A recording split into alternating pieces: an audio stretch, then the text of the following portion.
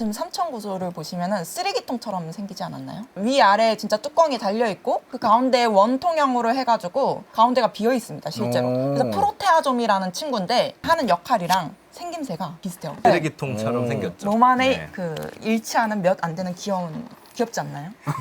아, 약간 여기 나오면은 각자 귀여움의 단계 발현 정도가 달라. 어떤 분이 계시는데 그분은 초파리가 너무 귀엽대요. 인사할 시간도 맞습니다. 여러분의 시간을 낭비해드릴 느리지만 쿨한 과학. 렛미킹입니다. 반갑습니다, 교수님들. 반갑습니다. 반갑습니다. 그러면 다음 단계로 이제 넘어가면 이제 네. 개발 후보 물질 선정하는 단계인데 화학자들이 기존에 효과가 있는 물질을 이렇게 합성하는 단계라고 생각하시면 되거든요. 이 단계에서도 시간이 굉장히 많이 아까 소요된다고 했잖아요. 요 그렇죠. 전임상하고 합치면 6년 정도가 되는데 이게 1년 아니면 뭐 한 6개월 만에 끝나면 얼마나 좋겠습니까? 저 단계를 단축시키기 위해서 개발된 툴들이 굉장히 많아요. 근데 그 중에서 델이라고 하는 기술을 말씀을 드릴 건데, 저 라이브러리라는 것이 화학물질이 어마어마하게 많이 들어있는 라이브러리를 뜻해요. 근데 보통 저희가 장바구니에 물건을 다 담아와서 마트 직원분께서 포스기로 뭘 찍죠? 굉장히 빠르게 그 정보를 습득하기 위해서 저 바코드를 찍어놨어요. 그래서 이거랑 똑같이 저희가 라이브러리 아까 풀이 있었으면 그 구조가 어마어마하게 많이 들어있는데 그 중에서 하나가 후보 물질로 최적화된 물질이 화학 테스트에서 떠요. 떴으면 그 구조가 너무 많고 랜덤하게 들어있어서 뭔지 몰라요. 그때 그 DNA를 같이 연결시켜준 라이브러리입니다. 그래서 그 DNA를 파악하면 구조를 알 수 있어요. 그 DNA라는 이제 분자가 이제 엄청나게 많은 연구가 되다 보니 굉장히 다양한 기술이 나왔고 그걸 화학과 한번 결합을 해보자.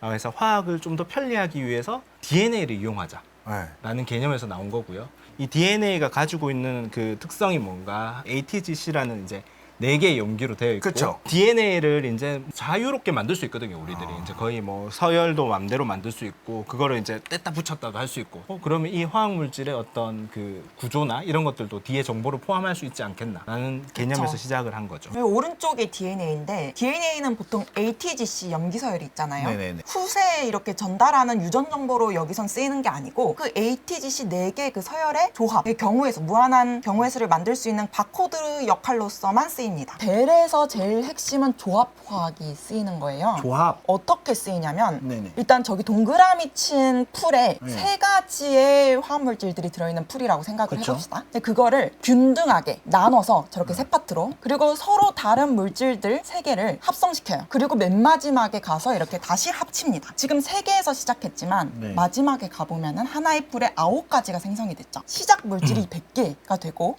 이제 균등하게 나눠서 100가지의 다른 물질들을 합성시킨다고 했을 때 100 곱하기 100 만 개의 개가 나오죠. 그쵸. 그렇게 돼서 기하급수적으로 늘릴 수 있다는 게 저 델의 조합화학의 핵심이에요. 그런데 저걸 마지막에 다 합쳐서 한 번에 테스트를 하니까 양이 너무 적어서 화학 구조는 저희가 몰라요. 대신 DNA는 증폭이 가능해요. PCR로. 그쵸. PCR을 돌리면은 아, 얘가 후보 물질이구나라는 거를 알게 되는 거죠. 그쵸. 그 중에 딱 하나가 떴을 때 그러면 이제 제일 핵심적인 게 뭐냐면 요 색깔을 한번 보셔야 돼요. DNA 색깔하고 이 화합물 구조의 색깔이 지금 동일하거든요. 네. 앞쪽에 파란색, 그다음에 노란색, 초록색이잖아요. 앞쪽에 화합물 구조도 합성 순서가 그러면 파란색, 노란색, 녹색으로 되는 거예요. 그러면 이게 길어져도 DNA만 서열을 정확하게 읽으면 이제 앞에 화합물 구조를 충분히 알 수 있는 거죠. 이제 그 유효 물질을 선택을 했는데 이게 바로 약으로 쓰이기가 되게 어렵습니다. 우리가 원하는 부위에 이렇게 잘 가야 되는데 제일 좋은 방법은 주사기로 찔러 넣는 방법이겠지만 이제 약으로 먹었을 때 이제 잘 전달해야 되는 방법들을 고민하게 되는 거죠. 그러면 이제 그런 고민들을 해결할 방법들을 그 항암제 계통에서 이제 나오다 보니 가장 최신에서 단계들을 이제 설명을 하게 되는 거고요. 그 다음 단계가 이제 ADC입니다. ADC는 항체인데요. 저 눈 달린 친구가 항체예요. 항체가 제일 크고 D의 드러그는 페이로드, 강력한 약물이 있고 그리고 컨주게이트. 컨주게이트는 연결하다잖아요. 연결하는 거죠. 그 둘을 연결하려고 그 가운데 링커가 들어가요. 저렇게 딱 3개로 구성되어 있습니다. ADC는. ADC를 처음에 개발했을 때 많은 사람들이 뭐라고 불렸냐면 매직 불릿, 마법 탄환, 유도탄 정도로 생각을 하시면 됩니다. 발사가 되면 어디서 이제 이탈을 해서 정확하게 타격을 하는 목표에 가서 찾아가서 거기에서 터져서 그쪽에 이제 어떤 대상을 없애잖아요. 그것처럼 이 아까 전에 말씀드린 ADC는 2가지 기술이 결합한 겁니다. 파괴하는 기술과 찾아가는 기술이 이제 하나의 약에 혼합될 수 있도록 하는 기술입니다. 이건 표적 항암 같은 거네요, 진짜로. 그 그림을 모식도로 이렇게 구체적으로 그린 건데 왼쪽이 안티바디고 항체. 폭탄같이 생긴 게 이제 드럭 약물이고 그 둘을 연결한 이제 완전체 오른쪽에 안티바디 드럭 컨주게이트가 있습니다. 제가 어떻게 연결하는 거예요? 그게 링커 기술이라고 저 링커만 기술로 가지고 있는 회사들도 많아요. 잘 붙는 것도 중요한데 잘 끊어지는 것도 중요합니다. 안티바디에 달 수 있는 약물의 숫자는 한정적이고 많이 단다고 해서 또 꼭 좋은 건 아니고 이게 안정적으로 잘 달려 있어야 되거든요. 네. 그리고 이제 전달이 됐을 때 그 암세포에서 잘 떨어져서 그 암세포만 잘 죽여야 되잖아요. 네. 그런 부분들의 이제 링커의 기술의 어떻게 보면 핵심적인 부분들. 암세포는 암세포만 발현하는 단백질을 이제 암세포 표면에 이렇게 발현시킵니다. 안티젠이라고. 근데 항체는 저 안티젠을 N과 S극처럼 만나게 돼 있어요. 네. 항원 항체 반응이라고 해서 네. 이렇게 만나는 순간 엔도사이토시스에 의해서 이렇게 안으로 말려 들어가게 됩니다. 먹을 건 줄 알고 이렇게 잡아가는 거. 네. 그쵸. 외부에 이제 영양 물질인 줄 알고 면역 작용을 어떻게 이렇게 해야 되기 때문에 이거 얘를 없애야 되겠다. 데리고 들어가는 거죠. 네네. 그래서 말려 들어가게 되면 이제 엔도좀이라는 게 형성이 되는데 그게 산성 환경이에요. 산성 환경에서는 저 링커가 끊어져야 됩니다. 끊어지게 되면 폭탄이 투하되는 거예요, 마치. 이제 약물이 강력한 약물로서 이제 효력을 발휘합니다. 세포 안에 소기관들이 제 역할을 못 하게 되면서 사멸 과정을 들어가게 되거든요. 아포프토시스를 통해서 이제 암세포가 사멸의 길로 가게 됩니다. 항체도 중요하고 이제 링커도 중요하고. 대회를 통해서 이제 페이로드를 잘 찾는 것도 이제 중요한 거죠. 그 세 개가 잘 이제 버무려졌을 때 이제 성공적인 항암제로 이제 사용을 할 수 있는 방법이 이제 제시가 됩니다. 타겟 프로테인 데그라데이션인데 이게 이제 가장 최근에 이제 핫한 그런 기술입니다. 세포보다 더 작은 단계 단백질을 한번 없애면 어떻게 될까? 이건 이제 좀 적용 범위가 더 넓어지는 거죠. 단순한 암이 아니고 어떤 대사 질환이나 아니면 그 단백질이 이제 문제가 되는 그런 질환들에 이제 전체적으로 적용할 수 있는 좀 포괄적인 기술이라고 생각하면 되고요. 기본적인 원리는 비슷한데 아까 유도탄처럼 이렇게 날아가는 네. 그 어떤 특정한 그 타겟을 정확하게 찾아서 없앤다라는 개념은 동일하게 기억을 하시면 될 것 같고요. 네. 단백질이라는 게 이제 좀 더 굉장히 작은 분자잖아요. 그거조차도 조절을 하겠다. 의지의 발현이죠. PPD에서 대표적인 예시로 핵심적인 역할을 하는 친구가 저렇게 지금 삼천 구조를 보시면은 쓰레기통처럼 생기지 않았나요? 위아래 진짜 뚜껑이 달려 있고 그 가운데 원통형으로 해가지고 가운데가 비어 있습니다, 실제로. 그래서 프로테아좀이라는 친구인데 하는 역할이랑 생김새가 비슷해요. 쓰레기통처럼 생겼죠. 로만의 네. 그 일치하는 몇 안 되는 귀엽지 않나요? 아, 약간 여기 나오면은 각자 귀여움의 단계 발현 정도가 달라.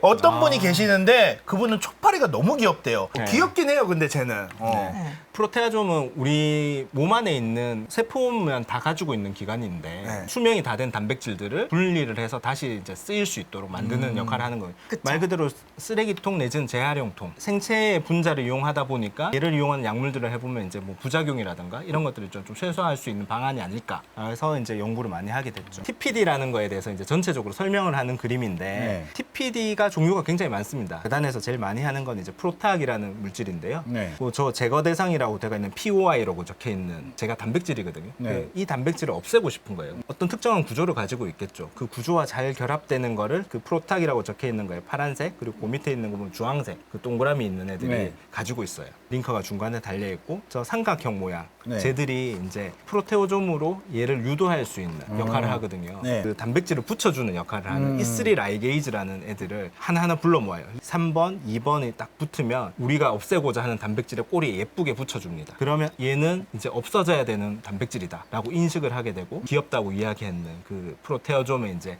자연스럽게 들어가면서 이제 분해 과정이 이제 일어나는 거죠. 비임상 단계에 들어가면 네. 안정성하고 유효성을 봐야 된다고 말씀을 드렸는데 네. 이 안정성을 왜 보게 됐을까요? 지금 우리가 많이 알고 있는 FDA가 이제 설립되는 이제 일화적인 그 사건이 있었습니다. 이게 미국에서 1937년에 서파아마이드 다이에스터라는 이제 항균제가 있는데 이게 굉장히 많이 쓰였대요. 저희가 먹는 항생제의 조금 더 상위 개념이거든요. 네. 그래서 어떤 뭐 질병 세균에 의한 감염에서 이 약을 많이 썼는데 애들이 먹기가 힘든 거죠. 보통 시럽으로 많이 먹이죠. 약들을. 그렇죠, 그렇죠. 근데 이 시럽으로 만들었는데 이게 잘 안 녹았나 봐요. 네. 그래서 여러 가지를 테스트하다가 DEG라는 약물에 용매에 녹였는데 엄청 잘 녹아.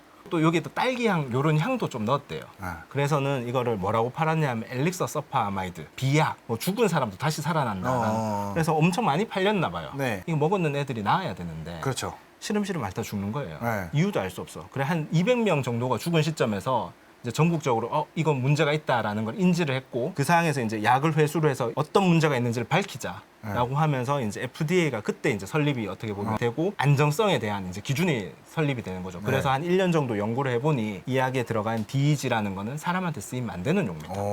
라는 걸 밝혔고 이제 그게 안정성 평가에 이제 가장 시초가 되는 이분이 이제 엘릭서 서파마이드 사건이 이제 막 일어나기 1년 전에 이 FDA에 자기 취업하고 싶다고 박사하고 나서 편지를 보내요. 책임 박사님이 보고는 남자인 것 같아 라고 생각하면서 뽑았대요. 근데 여자가 왔어요. 근데 이분이 그렇지만 돌려보낼 수 없잖아요. 한번 채우면. 근데 일을 곧잘 했나 봐요. 그래서 저 엘릭서 서파마이드 사건이 있을 때 DEG가 문제라고 밝혔는 핵심 멤버 중에 한 명이었고 이분이 이제 그 FDA에서 안정성 평가에 관해서 이제 여러 가지 일을 계속 하셨던 거죠. 그렇게 한 30년 정도가 지났을 때 미국 전역을 휩쓴 엄청난 사건이 터집니다. 입덧 억제제라고 이제 탈리도마이드라는 약을 개발을 해서 유럽에서 먼저 개발을 해요. 독일에서 개발을 해서 막 많은 사람들에게 이제 판매를 하고 거의 한 1년 동안 신나게 돈을 벌고 이제 미국에도 팔고 싶다. FDA에 가져갔어요. 우리 안정성 검사 충분히 했어라고 이야기하는데 캐시 박사가 이렇게 보고는 이 데이터가 충분하지 않다. 왜냐하면 이거는 임산부에게 먹인 거기 때문에 태아가 태어나고 이런 것들도 다 봐야 된다라는 이야기를 하면서 1년 정도 승인을 안 해줍니다. 그 기간 동안 1년이면은 아기들이 뱃속에 있다 태어나는 시간이죠. 그렇죠. 유럽에서 아기들이 태어났는데 사지가 이제 되게 짧은 2,000명에서 3,000명 정도, 뭐 많게는 10,000명 정도라는 이야기도 있어요. 미국에서는 켈시 박사가 승인을 해주지 않는 바람에 10명 내외 환자밖에 안 나온 거죠. 그래서 이 사람은 정말 구국의 영웅이다. 그래서 지금도 FDA에서 이제 가장 그의 훌륭한 약사 한 명한테 켈시상을 줘요. FDA가 강력한 규제 기관으로서 힘을 가지는 이제 결정적인 사건 두 가지를 이제 이루게 됐고요. 지금 현재 FDA는 뭐 간 예산이 한 70억 정도 1년에 소비를 하고 있습니다. 신약들을 허가를 해주고요. 그 사후 관리도 다 이렇게 하고 있죠. 안정성에 관련된 규제를 하고 있기 때문에 굉장히 많은 준비가 필요해요. 사람한테 안 먹이고 이게 약이 안전한지 안 안전한지를 봐야 되지 않겠습니까? 그러면은 동물 실험도 해야 돼요. 동물에 먹였을 때 이제 얼마나 안정하게 어느 정도까지 먹일 수 있는가를 보는 단계들입니다. 마우스, 토끼, 이제 미니피그, 비글, 재단에서 이제 원숭이까지도 이제 말씀을 드릴 수 있고 이제 저희가 이제 미니피그 이제 실제로 실험하는 장면 오늘 제가 아침에 찍어 왔어요. 미니피그가 이제 한 100kg 정도 되거든요. 사람하고 몸무게도 굉장히 유사하고 약물의 그런 움직임들도 비슷하기 때문에 이제 굉장히 신뢰도가 높은 거죠. 큰 동물에서 있는 데이터들을 선호하거든요. 이런 것들을 저희가 이제 지원해 드릴 수 있는 시설을 새로 이렇게 구축을 했고요. 작은 설치류에서 이제 먼저 해보고요. 그다음에 그 결과가 좋으면은 이제 점점 이제 큰 동물로 이렇게 순차적으로 이렇게 진행을 하고 있습니다. 약이 들어와서 우리 몸에 1000년 만년 있으면 좋은 약인가? 그렇지 않겠죠. 내 몸에 들어왔는데 없어져야 되잖아요. 그렇죠. 그런 것들이 어느 정도 시간이 걸리고 어떻게 이제 우리 몸에서 잘 퍼지고 또 이게 어디서 없어지는지도 알아야 돼요. 그런 것까지 다 보는 단계가 이제 DMPK 실험을 임상에 남았습니다. 우리나라는 식약처, 미국은 FDA 승인을 받아야 됩니다. 효과도 좋아야 되고 안전해야 되고 먹고 막기에 편리해야 되고 그리고 생산도 잘 돼야 되고 활용도도 높아야 되고 제일 중요한 거는 가성비. 저렴한 가격에 공급되면 가장 좋겠죠. 그래서 이런 약이 육각형을 갖춰야 된다. 곰곰이 생각을 하다 보니 뜬금없이 이제 약간 생각난 게 최근에 이제 육각형 남자에 제일 근접한 사람들이 누굴까요? 지금 K-팝 데몬헌터스 사자보이스? 말도 안 되게? 사자보이스. 갑자기? 여기서? 육각수. 차은우. 육각수! 난 육각수가 마음에 들어! 흥부가 기가 막혀? 야, 기가 막힌 노래거든, 그게. 사실 음악이 지금 전 세계적으로 K-팝이잖아요. 그래서 이런 사자보이스 같이 굉장히 K-팝들이 잘 나올 수 있는데 음악은 K-팝이면 신약은 K-메디허브입니다. 저희 재단 마스코트 메디입니다. 굉장히 이제 귀엽게 생겼죠. 그렇지만 이제 신약의 제일 아픈 부분들을 이제 제가 제일 잘 치료해 줄 수 있다. 이런 의미로 보시면 되고요. 신약 개발하는 전 단계에 이제 다 도와드리고 있지만 뭐 부족한 부분도 많습니다, 사실. 그렇지만 항상 저희 노력하고 있고요. 여러분들이 안심하고 드실 수 있는 약을 만들기 위해서 진짜 뭐 항상 노력하는 사람들이 몇백 명이 굉장히 좋은 시설로 잘 지어놨거든요. 그래서 오시면 이제 자연을 즐긴다는 편안한 마음으로 오셔서 완전 과학적인 그런 건물에 오셔서 깜짝 한 번 더 놀래시고 만족하십니까? 네. 완전 만족스럽습니다.